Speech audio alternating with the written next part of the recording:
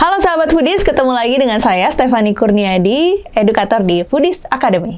Oke, ini ada pertanyaan menarik nih teman-teman ya. Jadi ada yang bertanya, Kak, kalau misalnya kita berjualan di platform online seperti Shopee, kemudian GrabFood ya, kemudian Shopee Food juga, kemudian GoFood ya.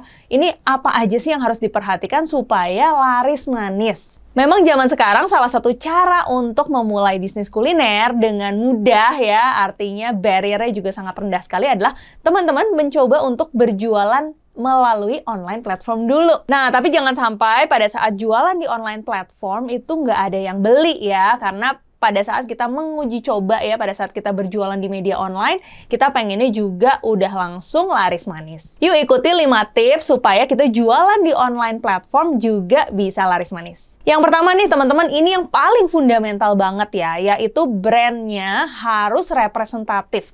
Jadi paling banyak penyebab dari banyak sekali teman-teman yang jualan terus nggak laku, ya jualan online terus nggak laku, itu karena brandnya tidak representatif. Apa sih ciri-cirinya dari sebuah brand ini bisa representatif nih ya?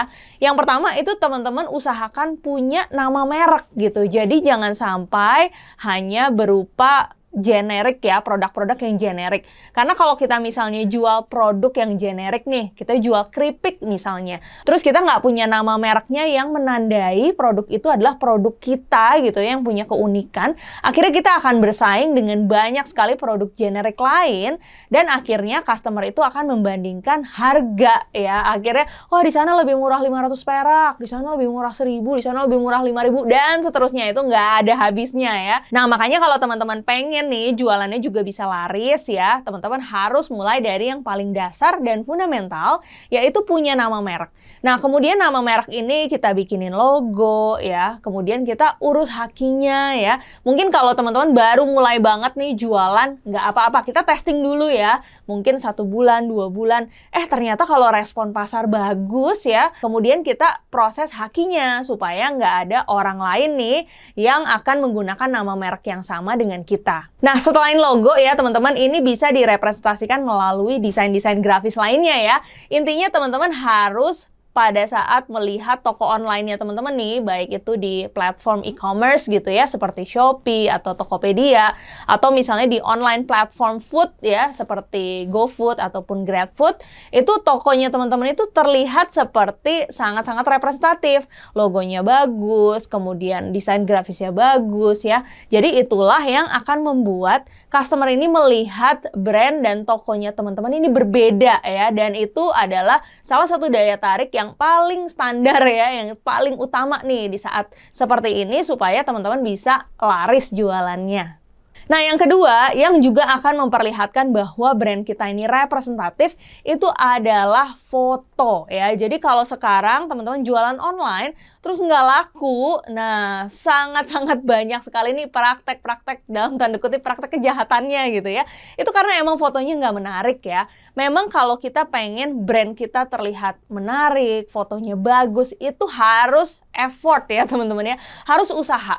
Kalau kita ngelihat dan kita ngerasa nih kita nggak punya kemampuan nih buat foto produk kita dengan bagus ya, di online sana teman-teman googling aja atau search di TikTok ataupun search di Instagram, itu jasa-jasa untuk membuat foto makanan dan minuman saat ini untuk menjadi bagus ya, dan dengan biaya yang sangat terjangkau itu sudah banyak sekali ya. Jadi itu adalah modal awal juga nih pada saat kita mau berjualan makanan dan minuman, dan kita pengen orang-orang itu juga tertarik sama produk kita. Jadi fotonya harus bagus. Terutama di media online ya, baik itu e-commerce ataupun food delivery, itu tidak ada hal lain yang membuat customer itu terconvert ya, artinya jadi beli, apalagi pada saat proses pertama kali mereka masuk ke toko online kita, selain dari memang fotonya. Jadi foto ini benar-benar berpengaruh sangat besar ya teman-teman. Nah, jadi harus dipersiapkan ya, jadi nanti cek lagi nih mana foto-foto yang masih jelek, masih tidak seragam, atau jangan-jangan kita malah ambil foto sembarangan dari Google gitu ya, atau misalnya kita pakai foto-foto yang sudah ada dari platformnya. Nah, itu harus dihindari ya.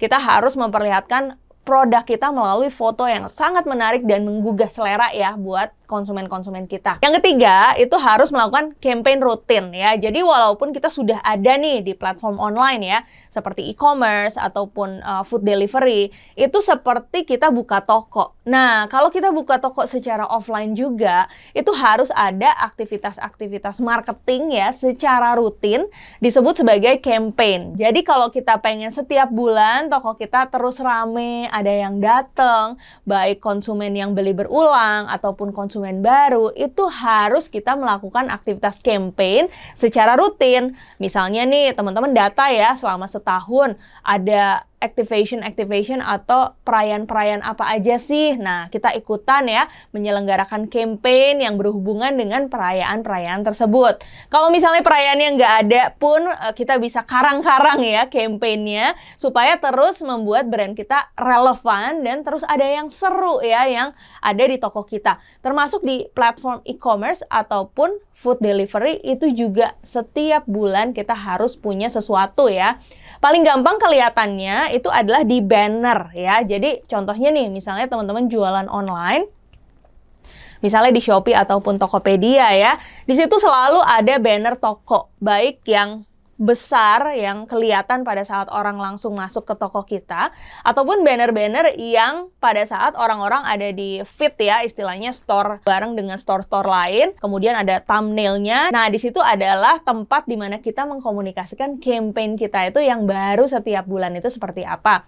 Apalagi platform delivery online ya. Nah, jadi di situ juga ada thumbnail yang pertama kali selalu dilihat oleh user ya, dan itu secara periodik nih 1-2 bulan sekali itu harus selalu kita ganti ya, supaya fresh terus, supaya ada yang seru terus dan selalu ada yang menarik dari brand kita. Nah, yang keempat itu adalah promo rutin ya. Tidak bisa dipungkiri ya, food delivery ataupun e-commerce itu memang sangat erat sekali kaitannya dengan promo. Jadi nggak masalah teman-teman kalau misalnya setiap bulan itu memang kita menyelenggarakan promo. Malahan memang sangat direkomendasikan ya, karena customer yang datang ke toko kita ini kan banyak ya tipe-tipenya. Ada yang mereka sudah pernah beli nih produk kita. Kemungkinan kalau mereka sudah pernah beli produk kita, mereka akan membeli produk yang mereka sukai ya, artinya repeat customer. Tapi banyak sekali loh customer-customer yang baru pertama kali datang ke toko kita. Nah, cara kita untuk mendorong mereka lebih cepat ya, ayo deh cobain deh produk kita karena saat ini kita sedang ada promo. Nah, promo-promo ini fungsinya adalah untuk mendorong customer-customer supaya beli sekarang. Nah, promo-promo rutin ini memang harus diselenggarakan secara rutin setiap bulan, tapi hati-hati nih teman-teman, kalau kita menyelenggarakan promo itu tidak selalu rugi ya, malah jangan sampai kalau kita ngadain promo itu kita rugi, karena tujuan dari menyelenggarakan promo adalah menambah quantity mereka yang membeli ya. Nah, caranya gimana? Misalnya nih teman-teman, jangan promo hanya untuk satu single item saja ya, malahan ini kan akan menurunkan keuntungannya teman-teman. Tapi misalnya kalau menyelenggarakan promo untuk bundling, jadi salah satu manfaatnya adalah mereka membeli lebih banyak dulu nih, baru kita memberikan benefit tambahannya. Dan yang kelima, gunakanlah iklan yang ada di platform masing-masing. Jadi analoginya nih teman-teman, kalau misalnya kita buka toko kita di online platform ya, e-commerce ataupun food delivery, itu kan seperti kita buka di food court ya. Nah, jadi nanti akan ada dua nih kuncinya. Kalau misalnya brand teman-teman sudah sangat terbangun, orang sudah banyak tahu, kemudian loyal customer juga sudah sangat banyak ya. Rata-rata mereka pada saat masuk ke platform itu, mereka langsung memasukkan kata kunci untuk mencari brandnya teman-teman. Tapi kalau misalnya kita belum ya menjadi brand yang sangat terkenal ya, orang sampai nyari produk kita, nah kitanya yang harus aktif ya, selalu muncul nih pada saat orang-orang membuka platform ini. Nah, salah satunya yang sangat-sangat efektif itu adalah dengan beriklan langsung di platformnya. Karena setiap platform itu biasanya mereka memang memiliki layanan untuk pemasangan iklan ya. Contohnya beriklan di halaman home-nya mereka. Jadi kalau misalnya user masuk nih ke platformnya, itu mereka bisa langsung lihat brand kita. Atau misalnya kita beriklan berdasarkan kata kunci. Jadi kalau misalnya masukin misalnya keripik singkong ya, nah nanti brand kita nih yang akan muncul.